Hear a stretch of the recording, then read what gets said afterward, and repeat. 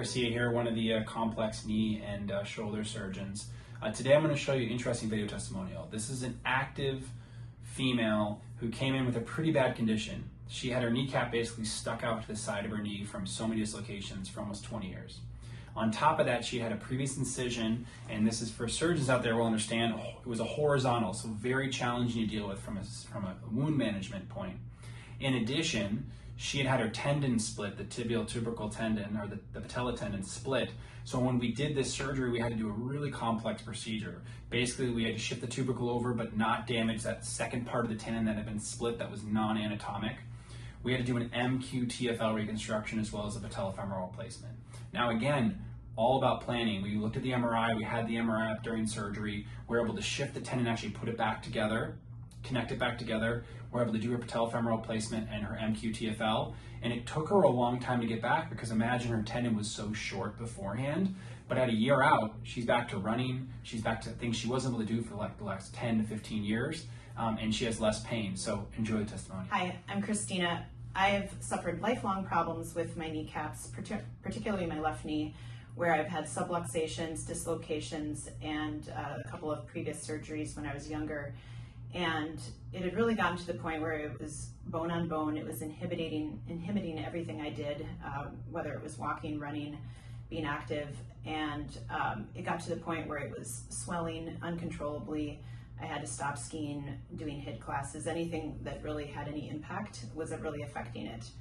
So 2 years ago, I met Dr. Garcia, and up until that point, I figured the only option I had was to wait until I needed a knee replacement, which I wasn't ready for at this point in my life. So I was really pleased that there was some options on the table, and it was scary because it was a really big surgery, but it was something that was gonna allow my kneecap to track correctly for the first time in over 20 years and actually be able to move without pain and move with ease. When I met Dr. Garcia, I think it was December of 2023, I explained what had been happening, and he saw my knee in a very swollen state, and he explained that we could do something that was not a knee replacement, but it would essentially mean moving my kneecap, replacing it with a patellofemoral replacement, doing a tibial tubercle osteotomy, and also an MQTFL. All of that sounded very daunting, but I really felt that it was the right thing because it would allow me to continue the active lifestyle I had, but without having a knee replacement, which was just something I wasn't interested in at this point. So post-surgery in March of 2024, it was a long recovery with the tibial tubercle osteotomy. I had to be non-weight bearing for full weight bearing for 6 weeks.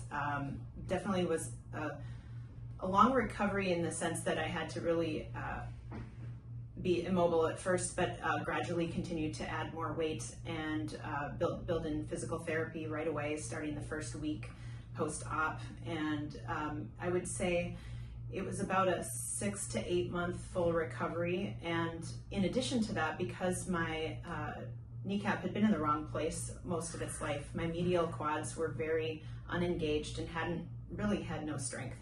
So in addition to the surgery, I also had to really spend a lot of time on rehab and really dedicate a lot of time to getting my muscle strength back, so that now my kneecap is in the middle and my muscles, both on my lateral and medial side, are much stronger.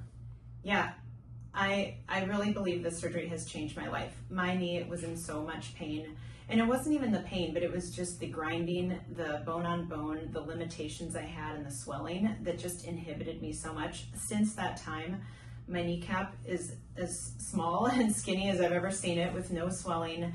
It glides smoothly. I can do squats, I can run, I can do all the things. I haven't yet adventured into hiking and downhill skiing, but I know that those things are near on the horizon. If you knew you had to have this surgery again with this outcome, would you do it? Absolutely. Yeah.